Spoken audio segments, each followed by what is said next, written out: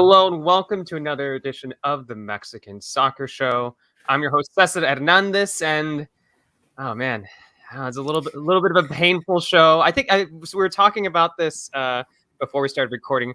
This is the exact kind of show where we didn't prepare. We're just going to dive straight into our feelings and our emotions about that latest loss for all three. But before we do that, let me introduce my co-host.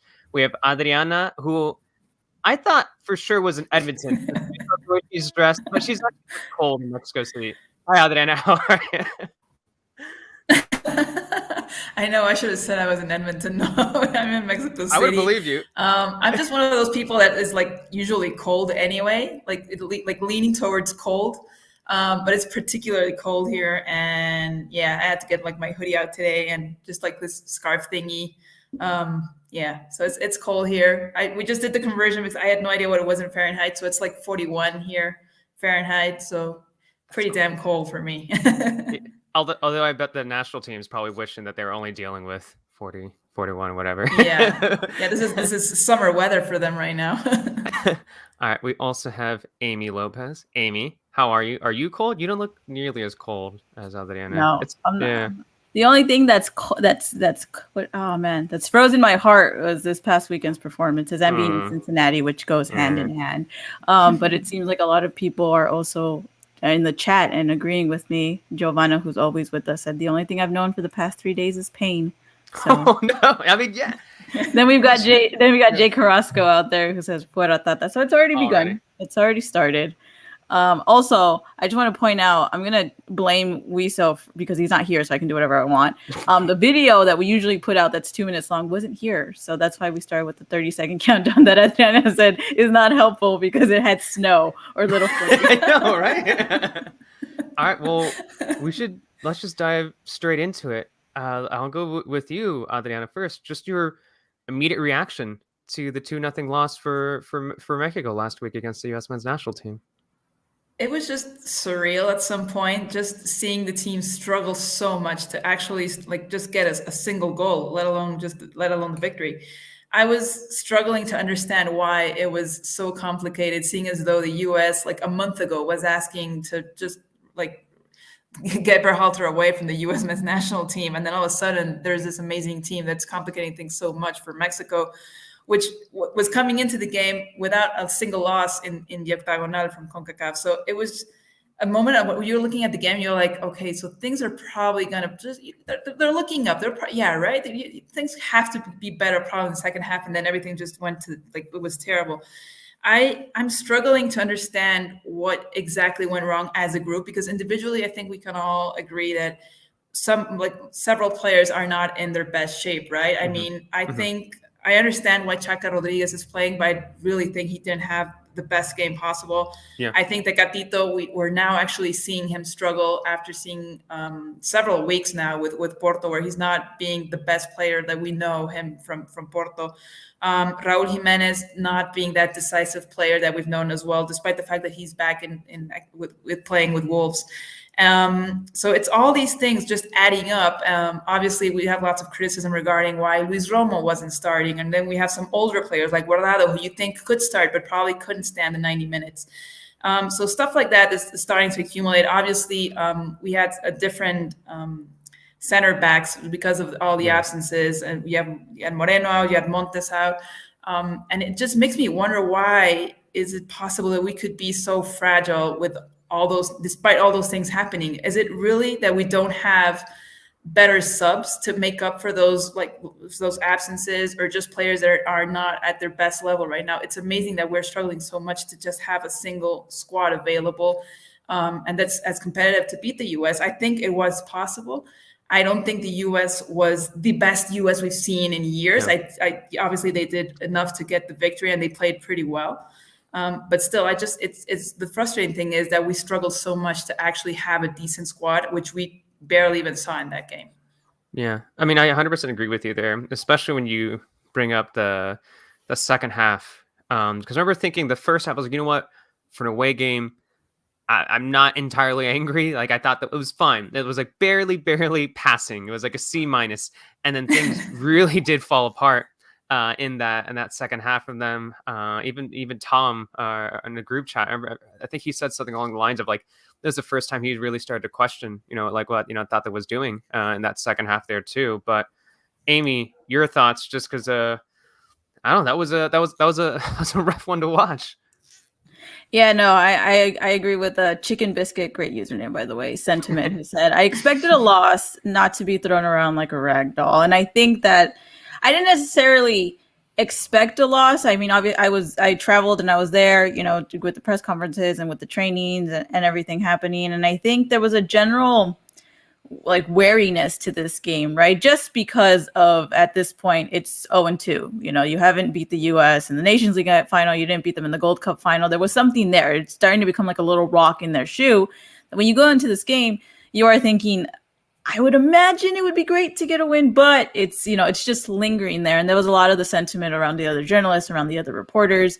Then you start hearing all these injuries. Moreno might not be playing, Gatañón are being brought in, and they're youngsters who I get it. That's another kind of the critique that people are bringing in, right? That more youngsters shouldn't be getting in, but that experience is where it was questionable. Where you were just like, you need to have the experience, you need to have this kind of level. And as the game started getting closer, you also kind of got, or at least I did, this kind of, I wouldn't say blind belief, but you start getting kind of like this optimism just a little bit, right? Whether that's more fans than you expected in Cincinnati. I think when we actually got to the stadium, there were a significant amount. It felt like Mexico, the way Mexico games feel, where you have all these Mexico fans just kind of standing and congregating in the same place with a sprinkle of US fans here and there that you go, wow, there's actually a lot more Mexico fans than I thought. And then we talked to some people that like they actually got the lottery.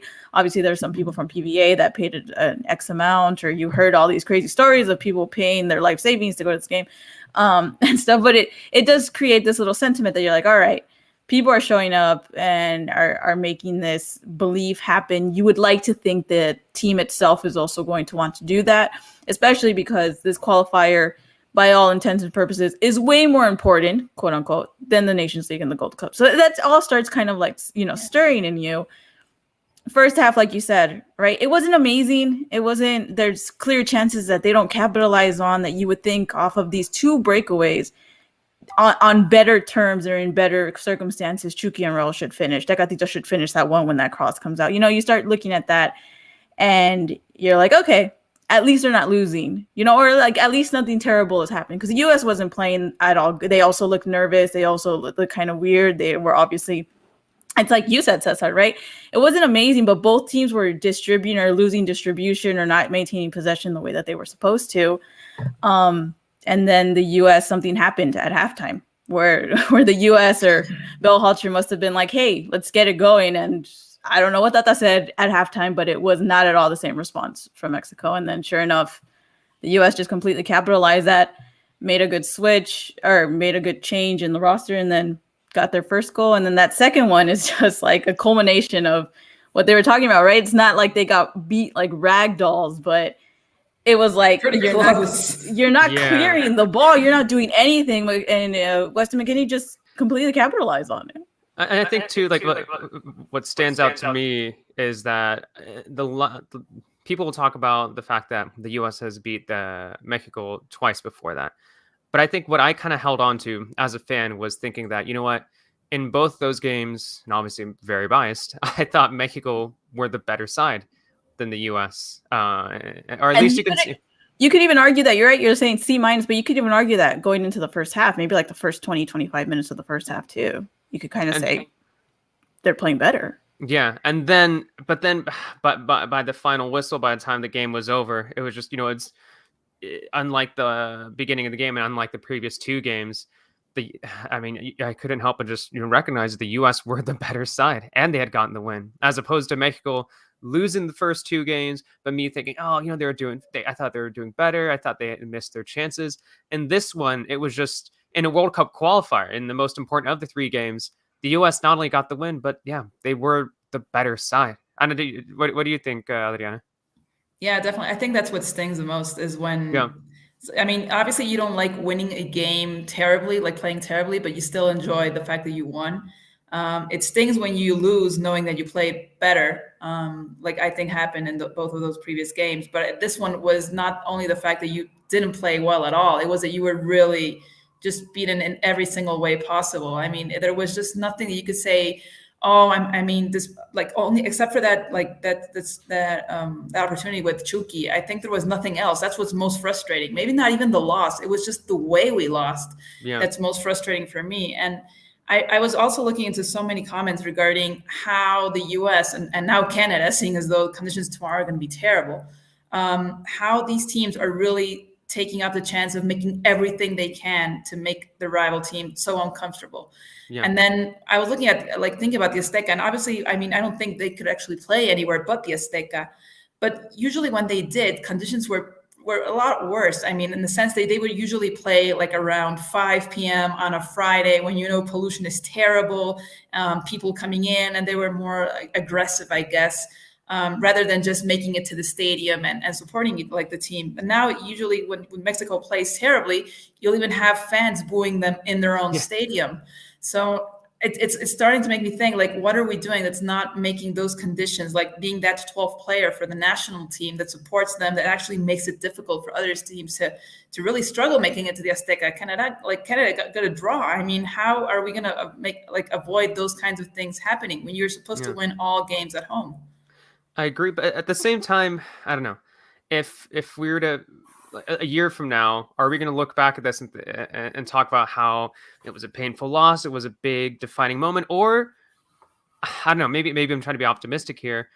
Are we all making too big of a deal about this and recognizing that maybe this wasn't, number one, that big of a surprise, and number two, that Mexico are still in a pretty good position for the World Cup, and that is ultimately the goal. And outside of what happened in Columbus last time around, Mexico had never beaten the U.S. on American soil in a World Cup qualifier since what it was, like, I think it was the 70s. So it's maybe, I don't know, and maybe I'm just trying to make myself feel better here. We're still good. We're still top three. I think in the long term, you go, okay, it's because we had kind of talked about it before, right? We had talked about, I think the last two cycles we've been more of the level-headed ones. You and I, Cesar, I know Adriana has been busy at work, right? We still like, no, we gotta win everything or bust, and we've kind of been like, oh, okay, well, it's okay if we get 5 points. It's okay if we get this many. And I think going into this one, we were even arguing last time that like 1 point would be sufficient if you really think about it at some point. But I think coming out of this game and just watching the way that they play, like we all keep saying, it was the way in which they lost. It was the way in which they completely seemed so defeated in that second half. And if you even look at it a little bit more metaphorically, it was the way, or even literally, is the way that Tata took off Edson and brought on Funes Mori just as a last act of desperation, and you go, what is going on? Like, what are we doing? Like, oh my God, it's like the what are we doing kind of thing. But I think that's where it kind of goes mentally, which is what we've always said, right? Up until this point, it's like, yeah, it's a little shaky, but okay, we're getting results. How much does it really matter?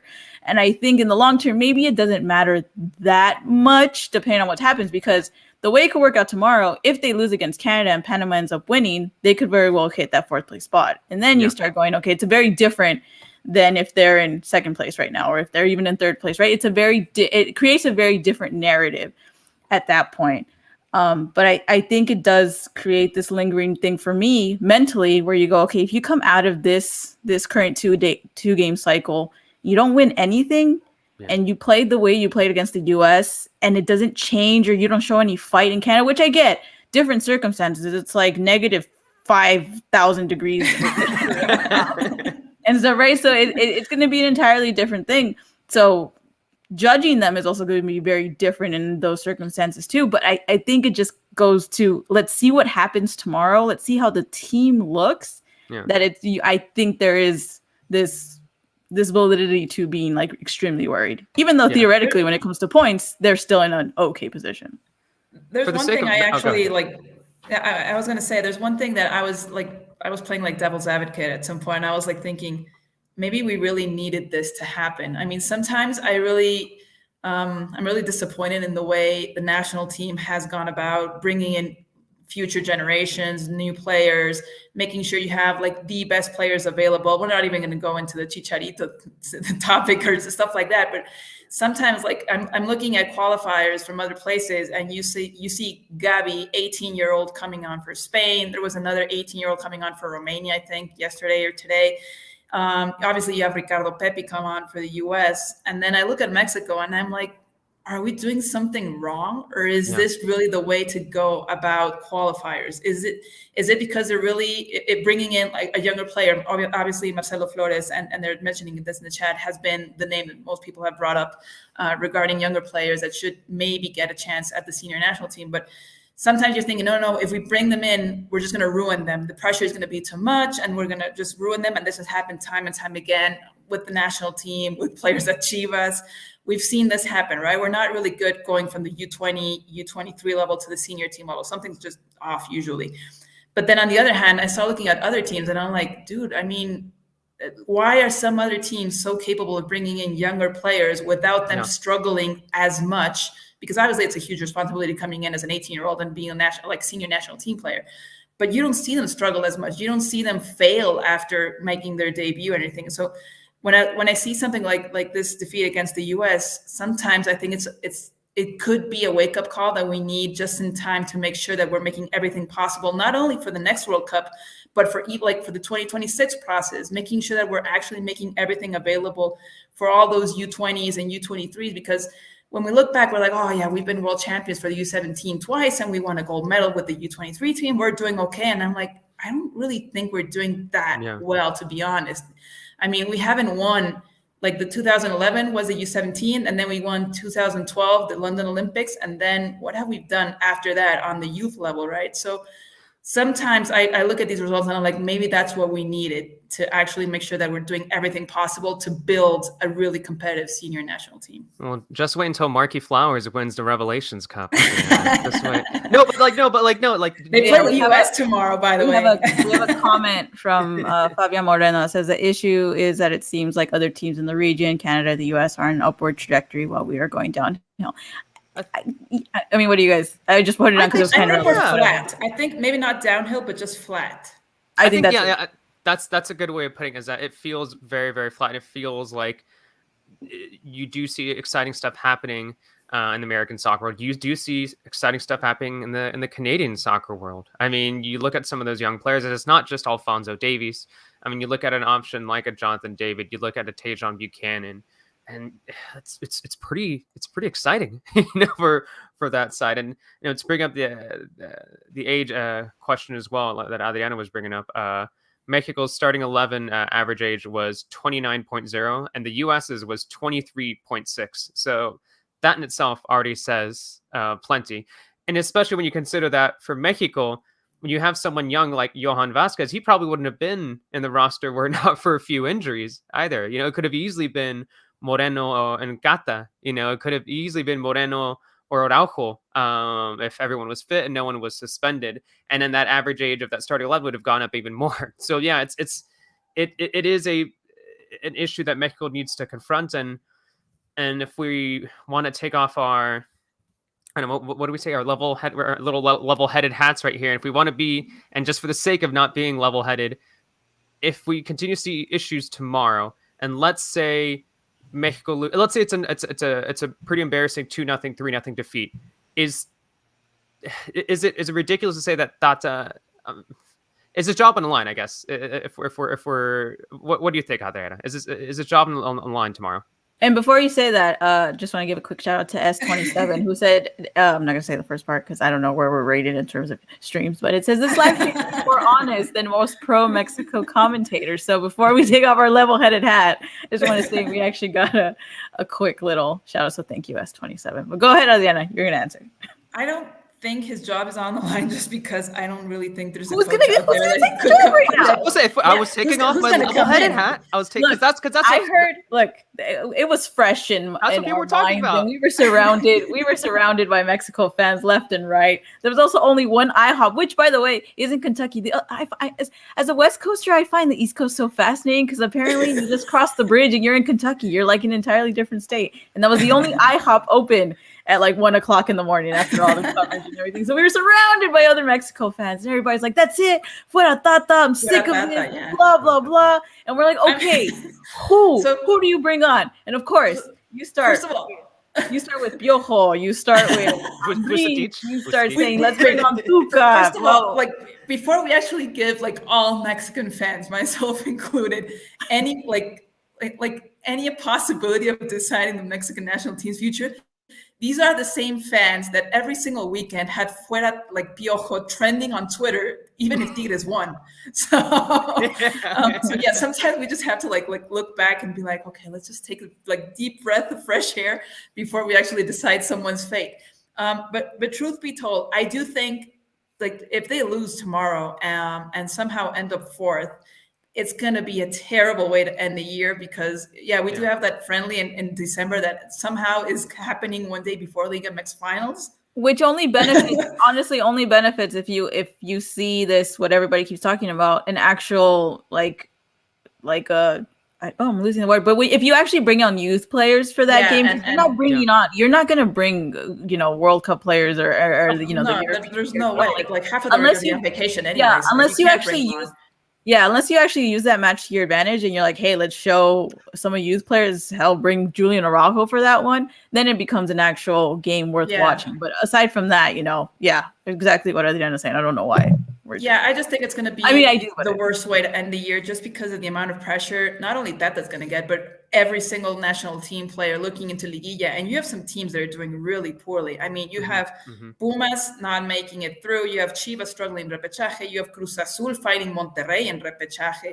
So it really speaks poorly of not only the Mexican national team, but also the entire Mexican soccer league this year. And I mean, we've seen that this entire league this semester has been terrible. Yeah, I think it's the season with the lowest number of goals in the last 20 seasons. So that starts trickling down into the national team. It's not only a problem for Tata. It means that we're doing something terribly as a system.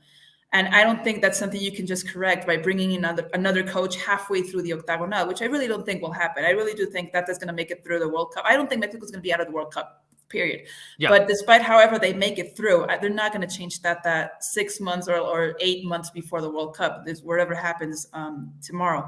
So, I just think it's going to be really troublesome for clubs to let go of players maybe next semester. It's going to bring in extra pressure to the entire federation looking into U20s. So I just think it's going to bring this terrible conversation that would probably be necessary if something again, catastrophic goes on tomorrow. But no, I really don't think his job is on the line just because of that. But it doesn't mean things won't get really sticky.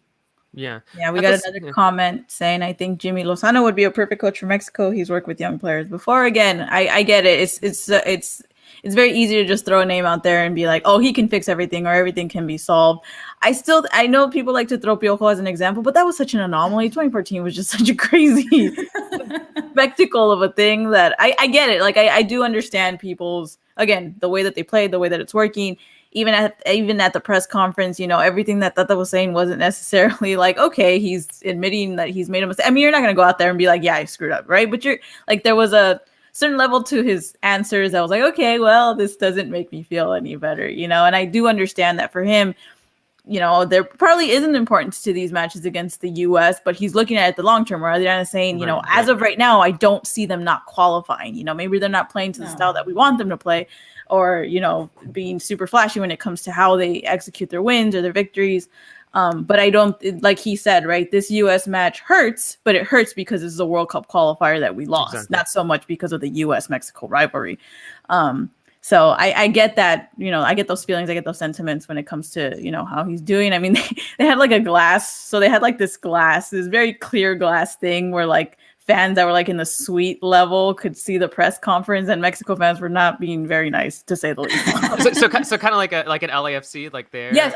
Yeah. Perfect. Yeah. So for those of you who don't know, there's this weird thing where people that pay a lot of money can see the press conferences and stuff. So there was very angry Mexico fans on the other side of that glass, and you can hear everything that they're saying. So they were not happy with him after. What's really crazy also, looking back into this game, and probably whatever will happen tomorrow, is that we won't have this circumstance happen again for a really long time. Which I think is another like kind of thing to which really sucks if you think about it. Because it hurts that Mexico lost. It hurts that there was a painful defeat here, but there's a lot of emotion, a lot of excitement going into these games, and like we talked about, was it the last Mexican soccer, the one before that? Like I didn't even realize it didn't hit me until last week. Yeah, or 2 we don't weeks have ago. another qualifier. There's not going to be qualifier. Yeah, it's going to be. Yeah, and then they haven't made it official, but it would be really weird if they actually started to like avoid having like the host countries having to not qualify automatically, which it could only happen in Mexico. Like, by the way, JK, you have to qualify. Yeah, but so then I was looking at it, I was like, that really sucks. I mean, not only because obviously we want to see those games, and just the fact that we're not going to have the qualifiers means we're going to have terrible rivals just before the World Cup. Yeah. But also because you really need that. I mean, there's no better way to really making sure that we're doing everything possible as a national team and making sure that we're at least the best country or the best national team in our confederation. So how are you going to do that if you're not going to play against what are now number 2 and 3 or 1 and 2 in your own confederation? It's terrible. So we're not going to have that for 2026. And then for 2030, you're going to have 48 countries anyway. So it really won't matter what goes on in the octagonal or whatever number of teams we have to face. So that's terrible. It sucks. Yeah, definitely the end of an era. Although I'm sure some is going to be very excited about all the open opportunities here now. Those international windows that Mexico doesn't have all these qualifiers. Now you can have a bunch of friendlies now there instead. But looking just ahead to tomorrow, is it a stretch to say that it would still be a successful window? And this is the most difficult window Mexico is going to go through in World Cup qualifying, away at Canada, away at the U.S., if they walk away with 3 points in this window. Amy, what do you think? I think for me, I would say 3 points would be a minimum goal. If I knew that Mexico would walk away with 3 points from these 2 games, I would be okay with it. So is that acceptable? Is that fine? Do you think that's okay, or do you still think that that's kind of like a not an ideal international window for them? I mean, I even said 1-2 points. It was sufficient. They got so 2 draws at the very beginning. Happy with the tie? No, I said at the beginning I had said that 2 draws, so 2 points would have been good. I mean, given how they played on Friday, though, if they drew and got a point, that still means they get a point, which means that Canada doesn't get any, and I don't think it. But if Panama wins, then that would be what they would drop down to third. Because if Panama wins, they go to 14 points. If Mexico gets a draw, they'd go to 15 points. They put it for our viewers. Oh, there you go. Yeah. So okay. So nice. No, because if they get a point, they get 15. So then they would still be on top of Panama, regardless of the result for Panama. So. Yeah. I honestly think it just depends on how they play. If they get 3 points, then to answer your question, if they get 3 points, I think they're solid at this. It's going to be pretty easy to panic if we don't get at least a point tomorrow. If we actually lose and it's snowing and it's minus 15, which I don't even think there's anywhere in the country right now that's that temperature, at least not now. It's going to be really easy to panic if we don't get at least a draw, just because of what happened. But if we really look, you have to look at how the games were played. I mean, we wouldn't have been worried at this point if we would have at least played well against the U.S. and still lost. You could have still lost, but you played well. The thing is, we did both. We didn't play well and we lost. Yes. So that's the only thing. I mean, I think just before playing the U.S., if we would have gotten at least a point against both, understanding the circumstances and how you're coming in and some players are absent, stuff like that, it would have been not the best thing, but I think it's okay. Now, just seeing how terrible we were against the U.S., I mean, I just hope we get a point tomorrow. And not because I hope we don't play as poorly as we did, but just because the circumstances look so terrible. I mean, I was reading about reports regarding the field in Edmonton, and they said that with the snow and having an artificial pitch, it actually turns into ice. So you're not only thinking about winning the game. I'm actually thinking players are not going to want to be injured. They're not going to want to come back from their clubs losing against the US, injured after playing in Canada, no matter what the result you get. Players like coming back to Liga MX to play repechaje or to play liguilla. So you have to take those things into consideration. It's not going to be easy to say, "Oh, I'll just get a point tomorrow," because I really like seeing the reports until like an hour ago. It seems that they're going to be the worst conditions possible for both teams. I think Canada's going to struggle as well. They don't have that many players constantly playing in Edmonton and just being used to that kind of weather anyway. But it's just going to change everything. You can't expect a really dominant game if you're playing, again, snowing, minus 15, with a pitch that's artificial, which is a struggle for most players anyway, and then having like some kind of like sleet or like ice on top of it as well. Yeah, when you're looking at the weather right now, we'll see how it changes, but there's a 92% chance for snow tomorrow in Edmonton. It's going to be a high of 26 degrees and a low of 1. I know that probably, and it's going to be 21 miles per hour wind, so I'm sure with the wind gust, it'll feel even colder than that. So cold, it's might even be an understatement here. We saw Mexico training in Indianapolis, and like sometimes with some of those photos, like FMF or the Mi Selección Twitter account is putting up, like, I don't know which player is which, because it's just like they have a beanie, they have like a scarf, they're like covered up, and like they already look cold training in Indianapolis, and now they're gonna have to head over to Edmonton to deal with this. I think there's even someone from, I don't know what account it was. It must have been some sort of like Canadian soccer fan, but they're like tagging FIFA and be like, hey, and they were like, it was like an image of like tomorrow's weather, and like, will this be the coldest ever like World Cup qualifier like on record? And so it's gonna be if it snows, it is gonna be Mexico's first snow qualifier ever. That really? is true. I saw that just like an hour ago for a report for TUDN coming in from Edmonton. They were like, Mexico has never played a qualifier in snow. Hopefully we'll get some cool saves from Guillermo Snochoa. Amy, are you sorry, I had to do it. I'm sorry.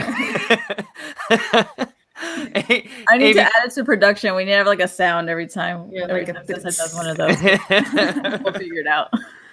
But Amy, like your thoughts going into tomorrow's game against Canada, because it's not going to be an easy one. We've seen how tough Canada can be from at least what I've seen from them.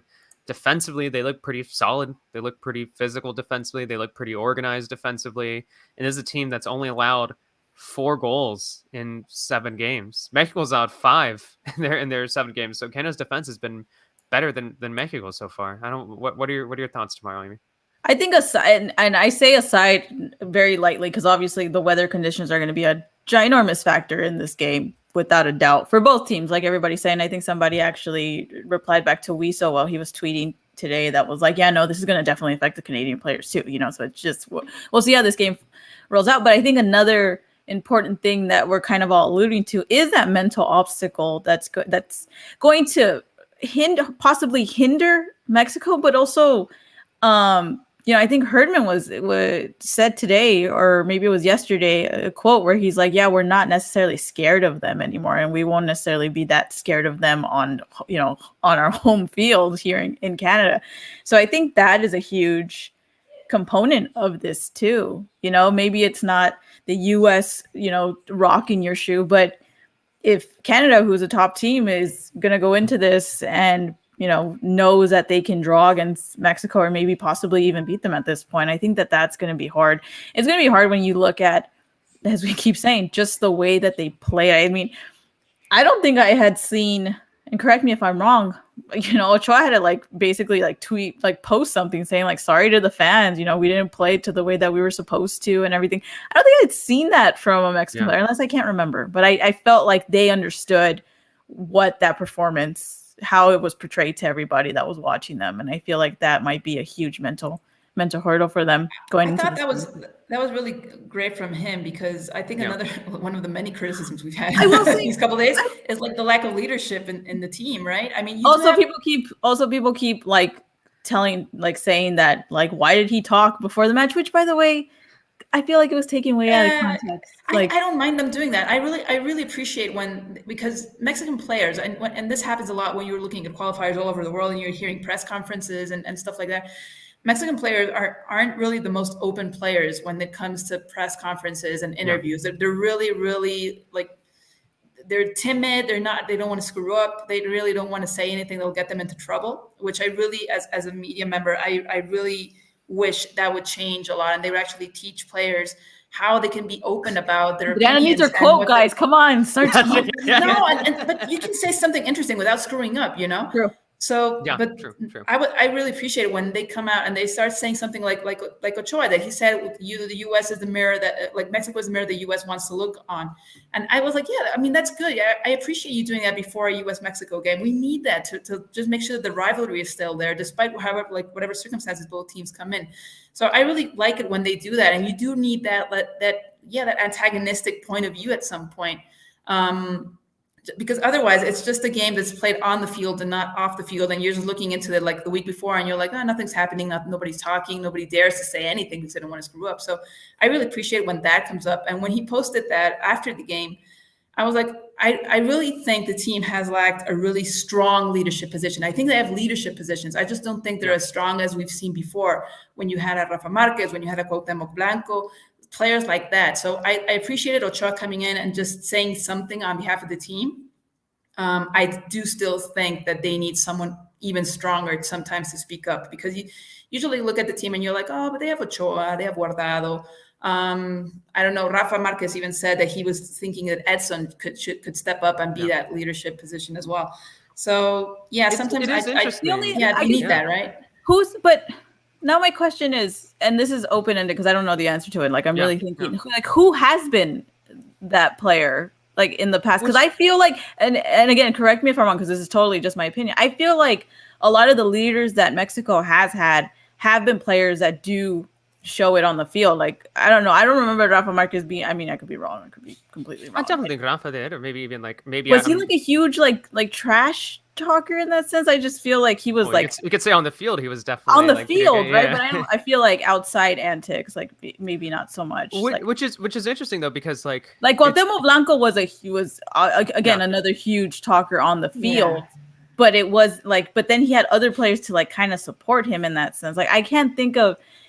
And the reason I'm asking is because the first thing that popped into my mind when it comes to like people talking is, I remember Croatia versus Mexico. And Croatia came out before the match talking all this stuff. And I remember Herrera going, no, we're going to do our talking on the field.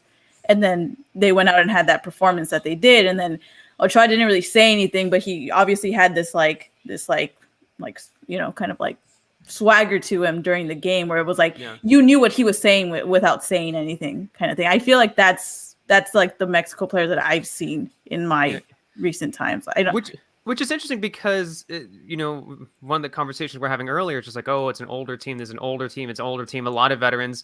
And yet, I agree with Adriana, too. It's just like, it is an older team. And somehow, it doesn't. Or even Guardado, when Guardado scored, he also, you know, didn't really talk, but said something after he scored against Croatia, kind of thing. Like, I just feel like she's right. We're like, we haven't had that kind of like player in a long time. Yeah.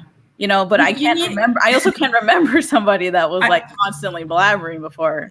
Yeah, you need like, it's amazing because most of the players, like looking back, like looking 2002, 98, you had all these players like come in from Mexico, and you'd say that they're de barrio, no? They're those really tough players that really, really struggled to make it professionally. And they did, but it was just because of the way that like their upbringing was so different, and it was still like so Mexican, and they had the culture just like it was someone that really represented so many people and the struggle to actually make it in Mexican soccer. And now, not that these guys had it easy, but I just think that their personality doesn't reflect that kind of struggle.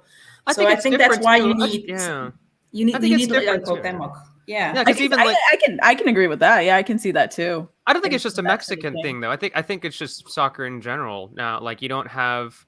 Now you have academies, you have systems like that are a little bit more professional and getting more and more professional like each and every day. I mean, you can even say the same thing for the U.S. Like, a lot of the players from like the 90s, like they really had to like scrape and like fight their way up to like to make it to where they're at. And now it's like you have players in like MLS academies, players playing in Europe, and it's I think it's just I don't know. I don't think it's just a Mexico thing, but it is, you know.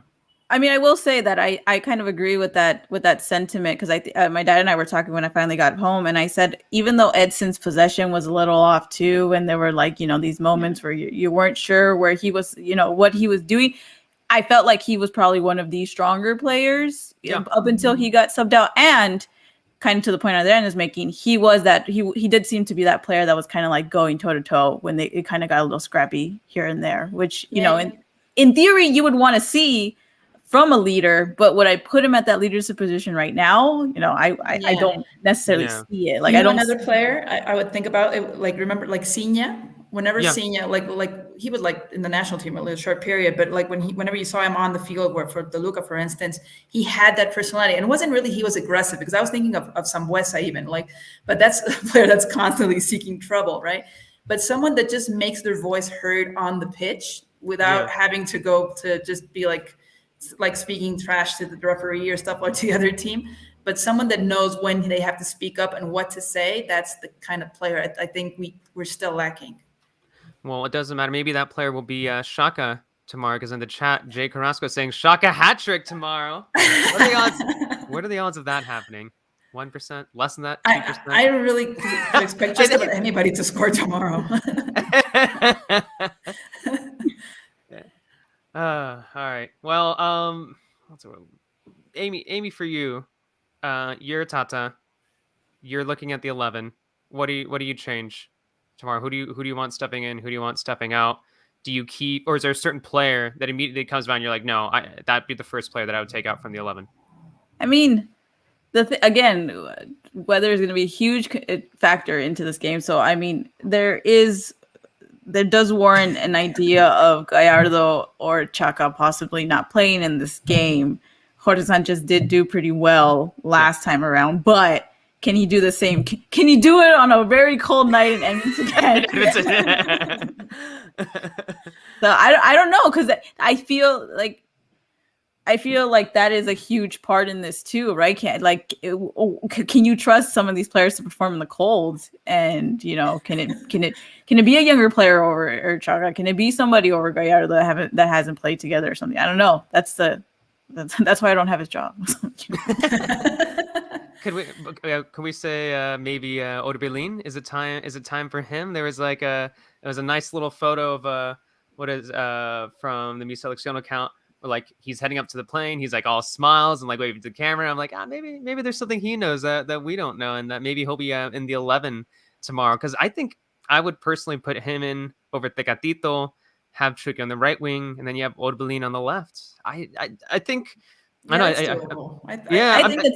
that's doable. I think I'd like to see Charlie Rodriguez as well somehow starting up. I'm not sure it's more the best circumstance to have him on. Yeah, and that's the thing, right? Like, I think that like it's hard to try to figure out who's going to be able to really show up in negative 45-degree weather in Canada. Yeah. I don't know. It's going to be. I'd be really curious to see if all of them have actually not even played in the snow, but actually seen snow. I'm not even sure if most of them have. Yeah, that's gonna be. These are well-traveled athletes. Come on, like I don't think all of them have. Have you seen snow? I saw snow. We lived in. I think I've said this before. We lived in Detroit very briefly in my childhood, but after like 97, I didn't see snow for like another like 20 years. I think. Have you seen snow? You've seen snow, right? Yeah, I've seen snow. I've gone to ski to Big Bear and to Mammoth Mountain. So that's my snow experience. When's the last time you saw snow, Cesar? Earlier this year. Really? Was it earlier this year? Also, I grew up close. I grew up close to snow in North LA County. Santa Clarita was close to like Lancaster and like Palmdale and close to really. Right. And there's this tiny. I think it was called Acton. Is that the name of it? It was like a town just like 10 minutes north of like where I lived, and it like snowed there. Yeah, it's kind of cool. I don't know how this. Like the last time it snowed in Mexico City was like 1968 or something, or 69 maybe. I don't remember. Like my parents remembered. I obviously just have heard about it. The thing is, it snows like if you go like to the mountain area, and that's where it's gotten to snow like a little more like densely recently. But you still have to make it up there to actually see snow. But it's not like nice snow. It's like hail-ish. Like I don't know. It's more It's like not ice. fun.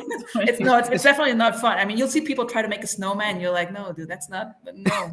It's you said it's not nice. I thought like for some odd reason like the snow was like rude to you or like calling you names. No, it's not like poofy snow and like the one you want to go like ski on and you're like, oh yeah, we can just throw it up and it's nice. No, you throw this up, it's gonna hit you in the head because it's ice already. Marcos Martinez said, "Hey guys, just got here. Where is Wito?" Wito was so upset at the U.S.-Mexico result that he actually switched allegiances. So he's in Jamaica right now supporting. Oh, he can't even defend himself. He can't even defend himself. No, I'm just kidding. He's doing some stuff with CBS over there.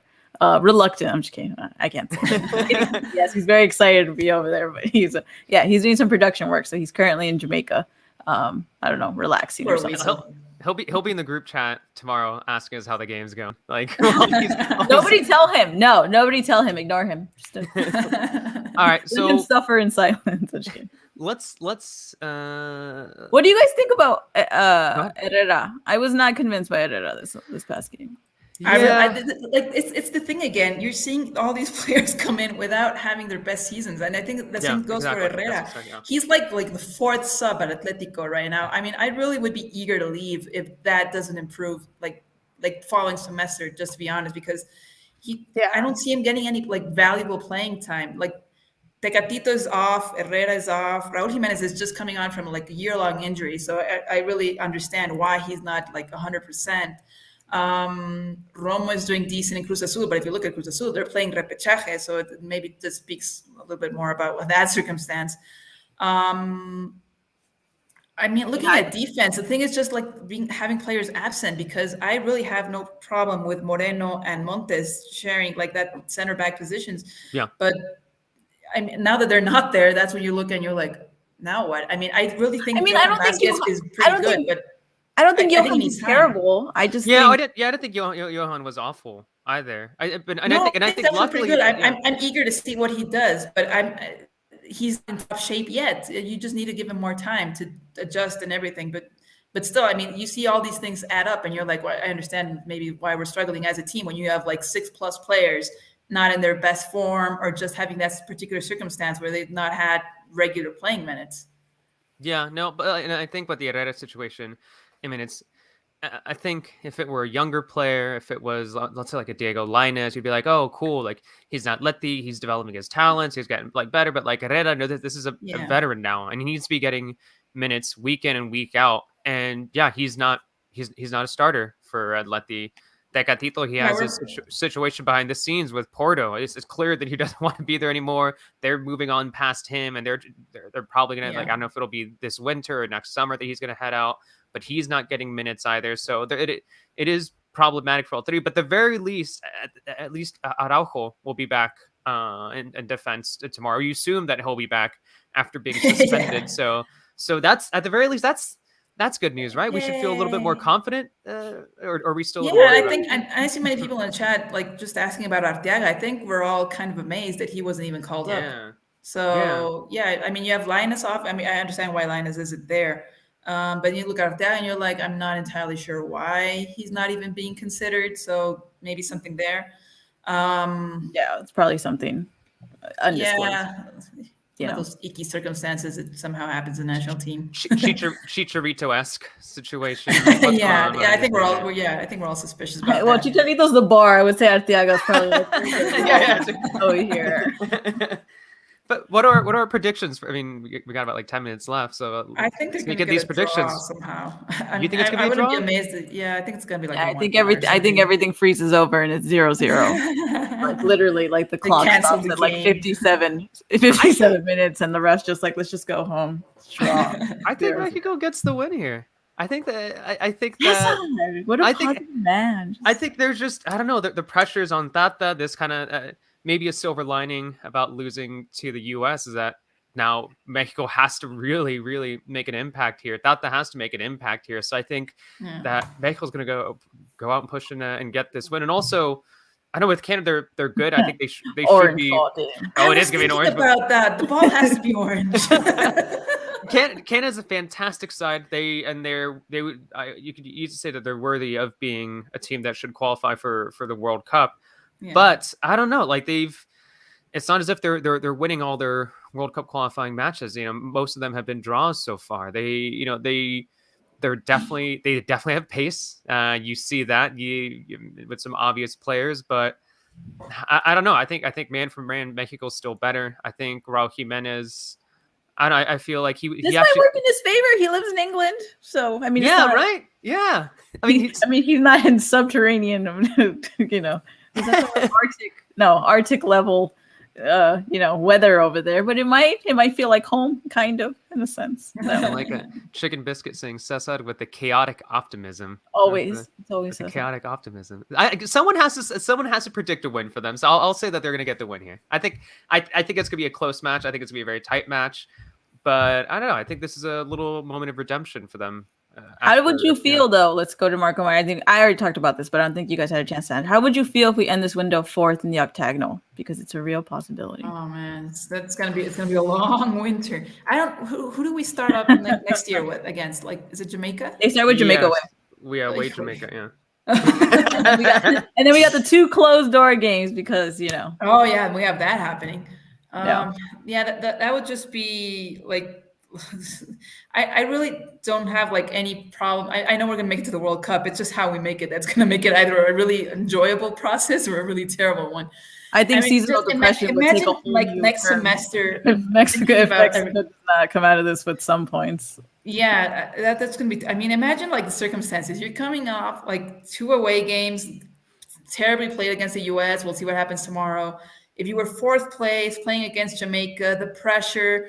Players coming in, people wanting changes, people like just like going at it against like Tata. 2 games behind closed doors. When do they play that? When do they play that game against Jamaica? When is it? It's like the end of January. Yeah, January 27th. So that's like 2 whole months of just people just talking. Yeah, that's the worst thing. Like the best thing would be to actually play like really quickly. But no, you're gonna have 2 months of people like. Oh, that's coming up. I can just see it now. And how are the European players doing? And who are you calling up? And why isn't Diego Lainez coming back? And like, what is Chicharito doing? Exactly. You're going to be hearing like a lot. Happy New Year. Should Tata be fired? Yeah, I mean, if Mexico does, get a bad result, you're going to have questions like that. And also, like, I got a DM from a longtime listener, Joel Tenna, who's asking like a similar question. He says, is the issue just, and this could be asked if he doesn't get a good result, but is it Tata, picking or fielding, players that aren't at the best, or is it Tata himself that like isn't like at his best right now? I don't know. Is it a chemistry issue? Is it a mixture of the two? You're gonna have some questions like that going forward. And I mean, you saw was it? I forgot which paper it was. You're on Saturday morning, like literally like calling out specific players like Xhaka, Gallardo, and who else was Guardado. Yeah, and they like specifically called them out. And I'd never seen something like that before. And it's gonna get so much more critical going forward if they don't get a good result tomorrow. Yeah, we're gonna be terrible if that happens. It's not the best way to end the year. God knows what's gonna happen in like the friendly in December, and so much criticism. You really don't want that to happen. It just makes like the next couple of months really, really long. So you say a win. I'm like thinking about like circumstances. I think it was a combination of things. I mean, you do have players that it's not Tata's fault. Like they're not at their best. We just spoke about that. I do see tons of criticism regarding how long he took to make changes in that second half. I think we can all agree on that. And then, I do think it was also the players lacking some personality. And if you're going to lose, then at least make sure you lose just giving everything. And I just saw some of the players, and it seemed like it was flat. It was, you didn't see any creativity. You didn't see anyone just picking up the slack, or it was just terrible all the way around. So I think it was just a combination of several things. Which kind of makes me think it's going to be difficult for that to happen again. But still, just the fact that it did happen is I don't know. It was a weird perfect storm. Which I really do sincerely hope is the case, right? I do hope that, as much as everybody keeps using it, I've used it obviously in some pieces that I've had to edit, right? But for no pun intended, if this was a game to reflect, I do hope that they really did come out of this just like, damn, we really messed this game up, and kind of come back, or kind of move to like another part of camaraderie within the coach, within each other, or something, to be like, let's not have this happen again. Because if it doesn't, it's going to be like Adriana said, it's going to be a very cold, dark winter for. You know what the fun thing is? If Mexico plays the U.S. tomorrow for the Revelations Cup. Yeah. On Tuliane. Here's your chance. By the way, yeah. these poor youngsters. Like, this is what happened. This is what's wrong with Mexican culture. Like, I can see it happening. I can see the tweets saying, "These guys, look at them. They beat Mexico. They beat the US. That's what I mean. Like, these guys are just vibing in Mexico in a Revelations Cup, minding their own business, and they're like, everybody's like, get us vengeance. It's like a lose-lose, because like if Mexico beats the US, they'll be like, call them all up, bring them all up right now. But then if Mexico loses, they're like, oh, again, losing to the US 3 times and then losing to them a 4th in the Revelations Cup. Actually, wait, in all seriousness, Adriana, that's gonna be on through the end? What time is it gonna be on? Is it right before? It's at 5. Wait, 5 or 5:30? Like, no, it's at 5, so it's 3 p.m. Pacific. Okay. All right. Cool. Yeah. Good to know. Let's see what that happens. I see so many people calling on for Flores to make it to the senior national team. Leave him alone. Look, I have a plan. That's the pressure he doesn't need. I mean, I don't agree with you. I want those players to come in. I don't want him. I want like 10 of him. But if we start doing that just because we're desperate, that's the thing I think we're screwing up the most, is that we really don't have a process to make sure that when we do bring him in, he's going to be like entirely prepared for that. Everybody leave Marky Flowers alone, because I don't need you guys to start hyping him up so that Arsenal can get rid of him anytime soon. I need a Mexican player at Arsenal. Leave him alone. I need him there. Okay, just leave him alone. I don't want him to be sold. My team is poor and sucks. Actually, no. You know what happens? They always get good around this time. It always happens. They get good around the winter time, and then come Boxing Day, they ruin everything. So I need you guys to just leave. Amy, tell us how you really feel about this situation. You guys leave him alone. That's all I'm saying. So just leave Brittany alone. Just leave Marky Flowers alone. Leave Marky Flowers alone. Like, this is like the same thing that goes on when like we look at like who could actually come on if they actually did fire Tata, and everyone's like, let's bring Jaime Lozano. And I'm like, like the same thing. I don't think he's a bad coach. I actually think he's a pretty good coach. But imagine bringing in a coach with 0 experience at the senior national team level. Expect him to have whatever's remaining of the qualifiers and do well, and then have a World Cup like 10 months later. Adriana needs him to go to Chivas first so that he can get them a title, guys. Yes, has her own. That would be a bad idea. An amazing season, and then she has her own club plans. All right, leave our people alone. All right, we got. Let's see, it's close to 7:00 here. Adriana, final thoughts, and then we'll go to Amy. Final thoughts to close out. Yeah, let's start with Adriana. Final thoughts. It could be final thoughts.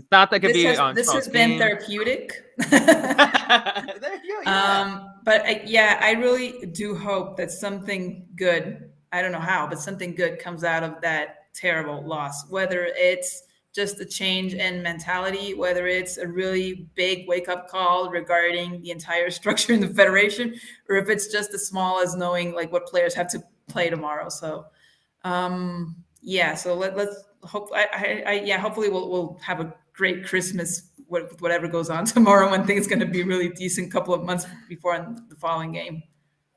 Amy, your final thoughts to close us out?